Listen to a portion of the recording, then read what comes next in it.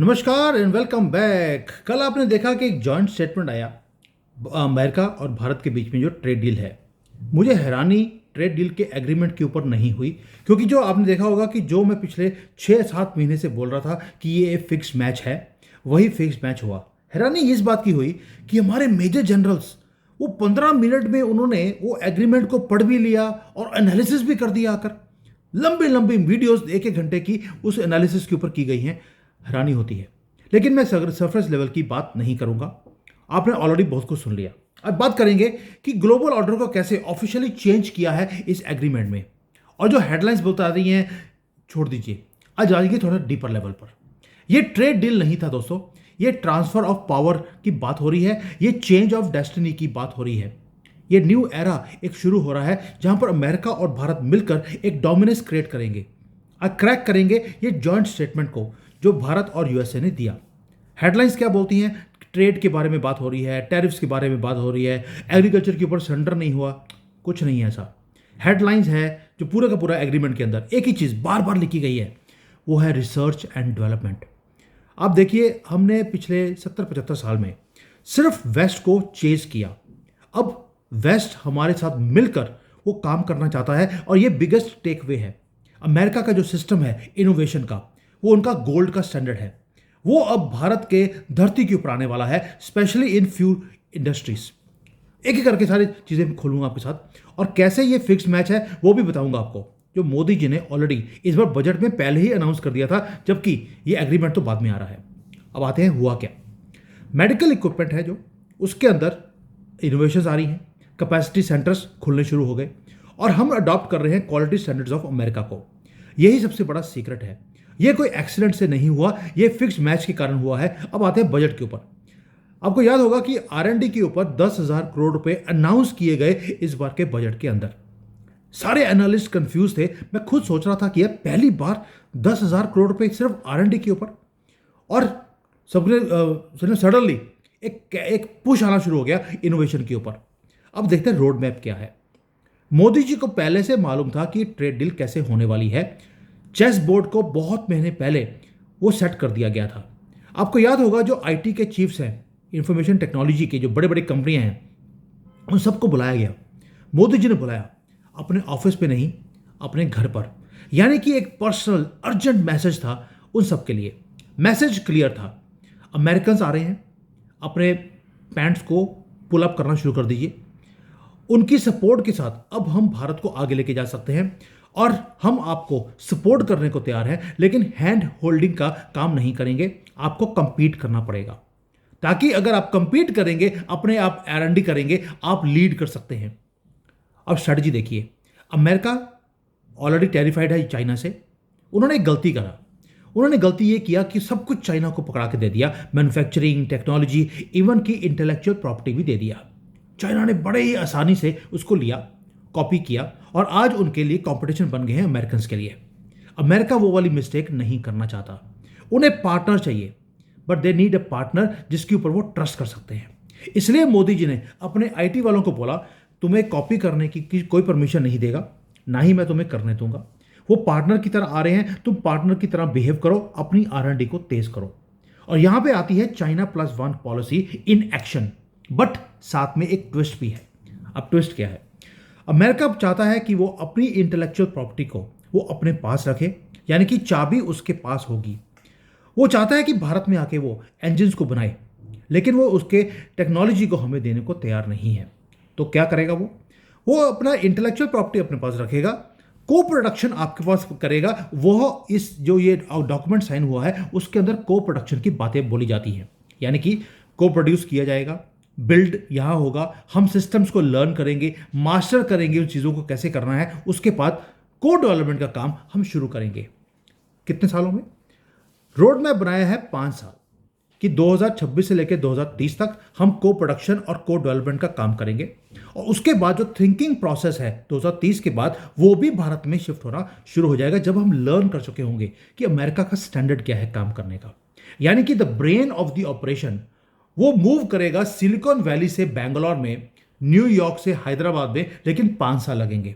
लेकिन उसके लिए एक इंफ्रास्ट्रक्चर को क्रिएट करने की जरूरत थी। आपको याद होगा 1800 डाटा सेंटर्स भारत में ऑलरेडी खुल चुके हैं। यानी कि इंफ्रास्ट्रक्चर जिसको क्रिएट करने में हमें 5 साल 10 साल लगना था, हमने काम करना शुरू कर दिया है। Foundation of infrastructure has already been laid. यानी कि उन्होंने हमें लॉक करना शुरू कर दिया है अपने सिस्टम्स के साथ, और हम ऑलरेडी रेडी हैं उन चीज़ों के लिए। अब देखिए टेक्नोलॉजी सेक्टर। आईटी मिनिस्टर ने अभी अभी एक हिंट दिया। जो अश्विनी वैष्णव है, उन्होंने बोला कि 2 नैनोमीटर का जो सेमीकंडक्टर है उसका टेप आउट हो चुका है। टेप आउट का मतलब क्या है कि वो ऑलरेडी हमने प्रोड्यूस कर लिया, इट इज़ वायबल, इसको इकोनॉमिकली वायबल करना है, अब उसके ऊपर काम करना शुरू हो जाएगा। यानी कि अब सिर्फ हम कोडिंग का सॉफ्टवेयर नहीं काम कर रहे, कोई ऐप्स नहीं बना रहे, हम डिज़ाइन कर रहे हैं सिलिकॉन वैली का जो नेक्स्ट टेक्नोलॉजीज़ हैं। यानी कि decoupling from China fast mode पे भारत ने शुरू कर दिया है। यानी कि 2030 तक जो ये हमारा कॉर्ड था अमेरिका का चाइना के साथ, हमारा चाइना के साथ, वो काटना शुरू हो जाएगा। एंड अमेरिका भी चाहता है कि भारत के साथ मिलकर एक न्यू एंकर क्रिएट किया जाए। ना ये तो हो गया जो काम हो रहा है। अब थोड़ा सा ट्रेड मैकेनिक्स के ऊपर भी बात करते हैं। मीडिया रो रहा है कि जी हार्ले डेविडसन देखिए हमने सरेंडर कर दिया, हमने टैक्सेस कम कर दिए लग्जरी बाइक्स के ऊपर। चलिए बात करते हैं, आप में से कितने लोग हैं जो हार्ले डेविडसन खरीदना चाहते हैं? 12 लाख का एक साइकिल मोटरसाइकिल था, उसके ऊपर 50% का टैरिफ हमने ज़ीरो कर दिया, वो 12 लाख का बाइक 8 लाख का रह जाएगा। आपको फ़र्क पड़ता है? जिस आदमी ने हार्ले डेविडसन खरीदना है वो 12 लाख पे भी खरीद रहा था, वो 8 लाख में भी खरीद लेगा, वो कल को 50 लाख का हो गया वो तो भी खरीदेगा। ये एक स्टेटस सिंबल है भारतीयों के लिए भी और अमेरिकन्स के लिए भी। लेकिन अमेरिकन्स के लिए ये डिप्लोमेटिक ट्रॉफी भी है। यानी कि वो वहाँ पर अपने मार्केट में बोल सकता है देखिए मैंने हार्ले डेविडसन के ऊपर जो ड्यूटी थी 100% उसको ज़ीरो करवा लिया, मैं जीत गया, भारत झुक गया। कोई बात नहीं होगा, उनको लगता है कि इस तरह से भारत झुकता है, खुश होने दीजिए। भारत को क्या मिला?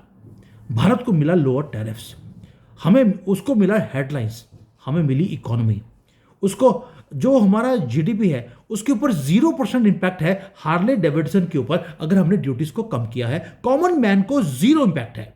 लेकिन रिटर्न में क्या मिल रहा है हमें? हमें मिल रही है टेक्नोलॉजी, हमें मिल रहे हैं क्वालिटी प्रोडक्ट्स, हमें मिल रहा है कि हमारे जो प्रोडक्ट्स हैं वो अब अमेरिका में जाएंगे 0% ड्यूटी पे। कौन से?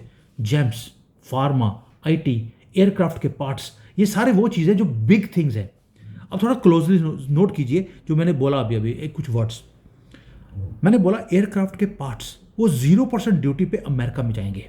यानी कि उनके जो प्लेन्स हैं उसके विंग्स हैं, उसके इंजन्स हैं, उसका फ्यूजलेज है, उसका कोई भी चीज़ है वो भारत में बनेगा। हम यहाँ से बनाएंगे, शिप करेंगे अमेरिका को, और वो वहाँ पर असेंबल करेंगे। यानी कि America now will start assembling there parts, और उसके बाद जो फिनिश्ड प्लेन है वो भारत दोबारा से खरीद लेगा। यानी कि जो हमने दिया उनको पार्ट्स वही असेंबल करके वो वापस हमें देने वाले हैं। तो we are paying ourselves for the parts only. Now इससे होगा क्या? सप्लाई चेन हमारे पास आता है, और हमने पहले बोल दिया कि 1000 से ज़्यादा एयरक्राफ्ट्स का ऑर्डर ऑलरेडी बोइंग को हमने दिया हुआ है, परचेज ऑर्डर ऑलरेडी उनके पास है, ट्रेड कमिटमेंट्स हमारी हैं। दूसरा, हमने बोल दिया कि अगले 5 साल में हम $500 बिलियन का सामान खरीदेंगे अमेरिका से। जो हमने ये 1000 प्लेन्स का ऑर्डर दिया है टाटा ने और इंडिगो ने, ये अकेला ही $500 बिलियन का है, हमें कुछ और खरीदने की ज़रूरत ही नहीं है। आप ब्यूटी ऑफ द डील देखिए। लेकिन हमने बोल दिया ऑयल, गैस, प्लेन, ये 3 चीज़ें हैं जो हमसे आपसे खरीदेंगे। और दूसरा, आपसे जो काजू बादाम खरीदने हैं वो खरीद लेंगे, जो एलमंड्स हैं अमेरिका के फेमस हैं वो खरीद लेंगे। एप्पल्स नहीं खरीद रहे, एलमंड्स खरीद रहे हैं। बड़ा स्पेसिफिक है कि हम उनसे क्या खरीद रहे हैं, इसका इम्पैक्ट 0 है हमारे कंट्री के ऊपर, क्योंकि ये सामान हम ऑलरेडी कमिट कर चुके हैं पिछले 2-3 साल पहले। ट्रेड डील तो अभी शुरू हुआ है, इससे पहले हम कर चुके थे। Now think of this, we are already buying, but we are not buying junk. हमें फोर्स किया जा रहा था कि आप हमारे कंट्री का जंक भी खरीदें, हमने मना कर दिया। यानी कि हमने नेशनल रिक्वायरमेंट्स को फुलफिल किया है और डिप्लोमेटिक फेवर हमने नहीं दिया। यही मास्टर क्लास ऑफ नेगोशिएशन होता है जो मोदी जी की टीम ने दिखाया। अब बात करते हैं, मैंने 2 चीज़ें बोली थी पहले, James and aircraft parts. Aircraft तो समझा दिया मैंने आपको। अब जेम्स एंड ज्वेलरी पे आते हैं। यहाँ पर आपको याद होगा मैंने एक वीडियो बनाया था कि मोदी जी जब रशिया से डील कर रहे थे, हमने वहाँ पे स्पेसिफिकली उनसे जेम्स खरीदने की बात करी थी। आपको बेल्जियम में जेम्स भेजने की ज़रूरत नहीं है, आप हमारे पास भेजिए, हम प्रोसेस करके दुनिया में भेजेंगे। अफ्रीका से भी हमने जेम्स को खरीदना शुरू कर दिया, यानी कि रॉ जेम्स अब अफ्रीका से और रशिया से हमारे पास आ रहे हैं, हम प्रोसेस कर रहे हैं, प्राइस भी हम सेट कर रहे हैं। पहले ये प्राइस सेट होती थी बेल्जियम में, एंटवर्प में, हिस्ट्री हो गया। अब हम बन रहे हैं global hub for gems manufacturing and pricing, इसलिए यूएस की मार्केट को खोलना पड़ा 0% ड्यूटी के ऊपर। And this is the hidden gem, ये हिडन जेम है जो हमने कर दिया। एक हिडन जेम और भी था, बड़ा खूबसूरती से छोटी सी लाइन इस एग्रीमेंट के अंदर है कॉपर के ऊपर। फाइन प्रिंट देखिए कि अमेरिका अपने कॉपर की इंपोर्ट को 0% ड्यूटी पे भारत से खरीदेगा। भारत तो खुद इंपोर्टर है, वो कहां से बेच लेगा? तो किया क्या जा रहा है? एग्रीमेंट साइन हो गया और अदानी जी ऑलरेडी अनाउंस कर चुके हैं कि वो 2 मिलियन टन का प्लांट गुजरात में लगाएंगे। दूसरा, अभी अभी न्यूज आया कि जो स्टरलाइट का प्लांट था वेदांता का तमिलनाडु में, जो कांग्रेस ने बंद करवा दिया था ये बोलकर कि ये गंदगी फैलेगी। खुद के नाम में राहुल गंदगी है, लेकिन वो बोलते थे कि अगर कॉपर का प्लांट लग जाएगा तो चाइना की वाट लग जाएगी, तो गंदगी फैल रही है, प्लांट को बंद करवा दिया गया। अभी न्यूज आया कि उसको रिवाइव किया जा रहा है और उसके अंदर जो ये बोल रहे थे कि एनवायरनमेंट को नुकसान है, तो वो ग्रीन एनर्जी को यूज करके उस प्लांट को रिवाइव करेंगे। क्यों? क्योंकि हमें पहले से पता था कि इस एग्रीमेंट में क्या होने वाला है, तभी बोल रहा हूं फिक्स मैच है। नहीं तो इतनी तैयारी आप पहले से नहीं कर सकते थे अगर आपको नहीं पता था कि क्या कुछ होने वाला है। यानी कि अब यूएसए ने बोल दिया कि उनको कॉपर चाहिए, they are allowing only India to supply this. आपको याद होगा already copper, steel, iron, aluminium, इन सब के ऊपर एंटी डंपिंग ड्यूटी अमेरिका लगा चुका है, लेकिन इंडियन कॉपर को बोल दिया 0% टैक्स। और हमने ऑलरेडी रोड मैप को सेट कर दिया, प्लांट्स रेडी हैं, एक्सपोर्ट लाइंस ओपन हो चुकी हैं, सिंक्रोनाइजेशन इस एग्रीमेंट के बाद वो भी हो गया। यानी कि गवर्नमेंट की policy is now meeting with foreign policy. मैंने बजट में भी बोला था मोदी जी ने फॉरेन पॉलिसी हो, डिप्लोमेसी हो, वो सबको बजट के साथ मिक्स कर दिया है। अब एग्रीमेंट्स के अंदर भी फॉरेन पॉलिसी और गवर्नमेंट पॉलिसी को मिक्स कर दिया। नाउ एक लास्ट चीज जो इसके अंदर हमने देखी और कि भारत के अंदर जो प्रोक्योरमेंट होती है उसमें कांग्रेस ने एक बड़ा गंदा काम किया था। उसमें बोल दिया L1 का। L1 का मतलब है कि जो लोएस्ट प्राइस जिसकी होगी हम उसी से लेंगे, चीपेस्ट वाले को, lower bidder will win.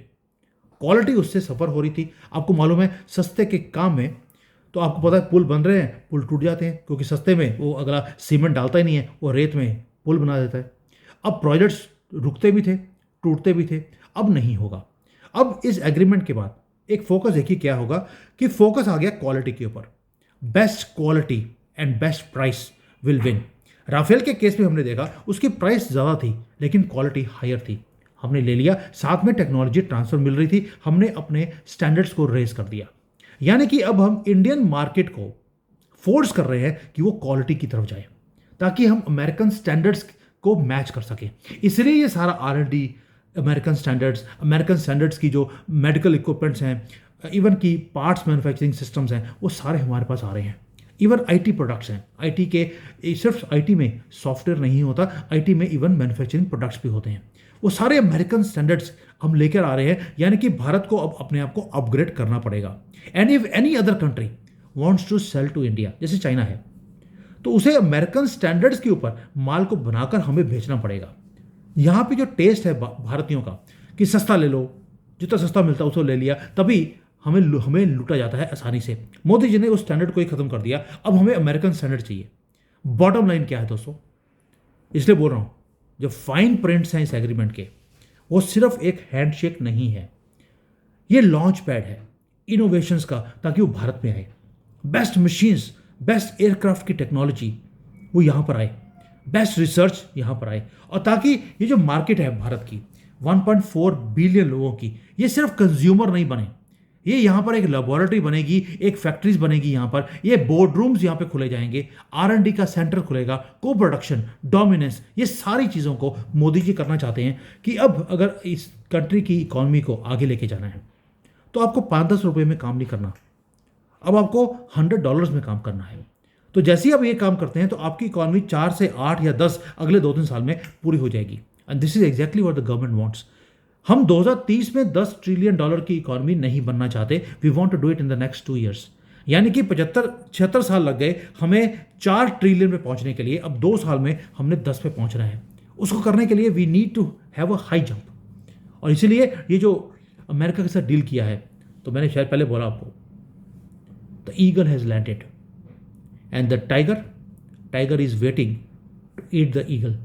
Eat the eagle नहीं है, दोनों मिलकर काम करेंगे। और इसलिए जो ये फॉर्मूला है मोदी जी का कि अब यहाँ की कंट्री की स्टैंडर्ड्स को इंक्रीज करना है, और जब सोच में चेंज आएगा, अब देखिए जब स्टैंडर्ड्स इंक्रीज होते हैं, आप क्वालिटी की तरफ जाते हैं, आपकी सोच में फ़र्क पड़ेगा, और जैसे ही सोच में फ़र्क पड़ेगा you will start becoming progressive, and this is what Modi wants. ये एक मास्टर स्ट्रोक है डिप्लोमेसी का, इकोनॉमी का, फ्यूचरिस्टिक विजन का, और जो 2047 का विजन है कि मुझे एक डेवलप्ड कंट्री बनना है।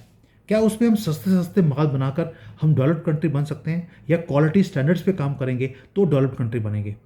अब सोच लीजिए विजन क्या है, डील क्या की है, और पूरा रोड मैप पहले से तैयार था। तभी फैक्ट्रियां पहले से लगा दी गई थी, डाटा सेंटर्स लगा दिए गए थे, कॉपर के प्लांट को रिवाइव करना शुरू कर दिया था, क्योंकि ये पहले से फिक्स मैच था। थैंक यू, जय हिंद, वंदे मातरम।